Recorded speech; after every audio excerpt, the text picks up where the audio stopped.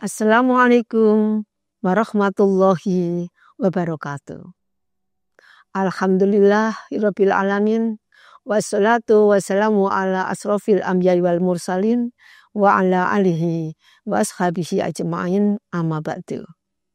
Para pemirsa dimanapun berada yang saya hormati, marilah kita senantiasa panjatkan rasa syukur kita kehadirat Ilahi Rabbi atas segala nikmah karunia-Nya yang dilimpahkan kepada kita semuanya tanpa ada yang terkecualikan. Hadirin yang saya hormati, kali ini saya ingin menyampaikan terkait dengan fungsi kapasitas manusia sebagai khalifah fil ardi. Kapasitas manusia sebagai pemimpin di muka bumi ini telah tertuang di dalam surat Al-Baqarah ayat 30. A'udzu billahi minasyaitonir rajim.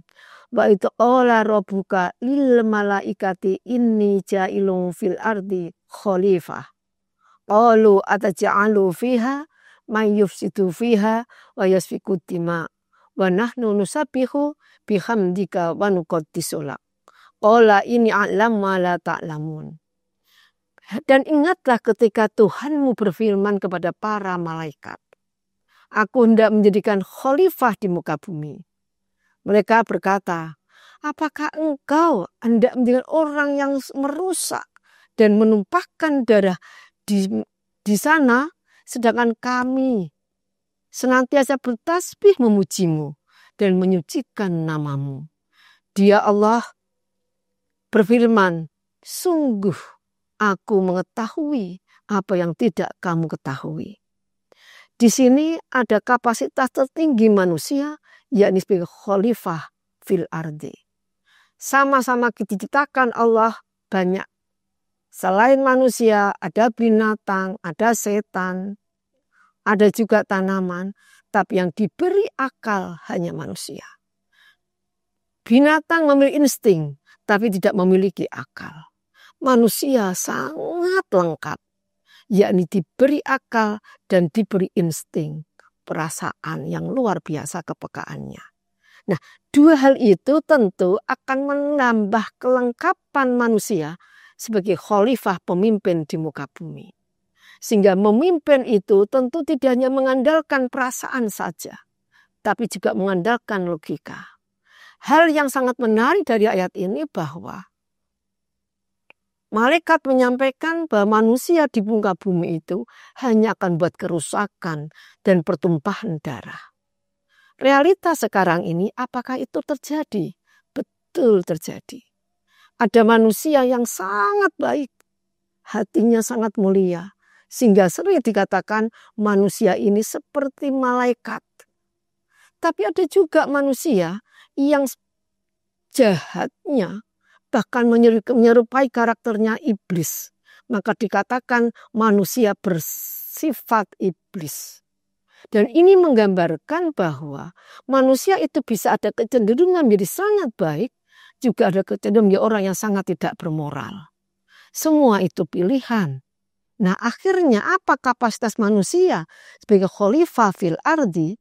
Maka sebagai pemimpin di muka bumi, maka manusia itu membuat berbagai program-program kerja, aktivitas-aktivitas, logika nalar yang sangat baik, yang itu bisa mendorong, bisa meningkatkan agar kerusakan tidak terjadi di muka bumi. Inilah tugas kita, saudara semuanya. Tugas yang harus kita emban dalam diri dan pundak kita masing-masing.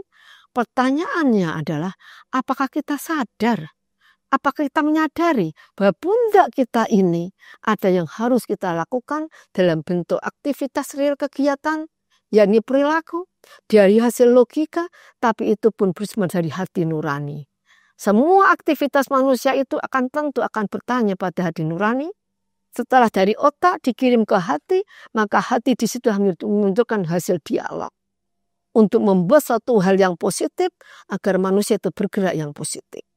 Nah, ketika otak itu berpikir, mengambil suatu, mencari pemikiran-pemikiran yang sangat baik, maka kelanjutannya adalah otak ini akan mengirimkan kepada perilaku untuk kita wujudkan dalam kehidupan kita sehari-hari.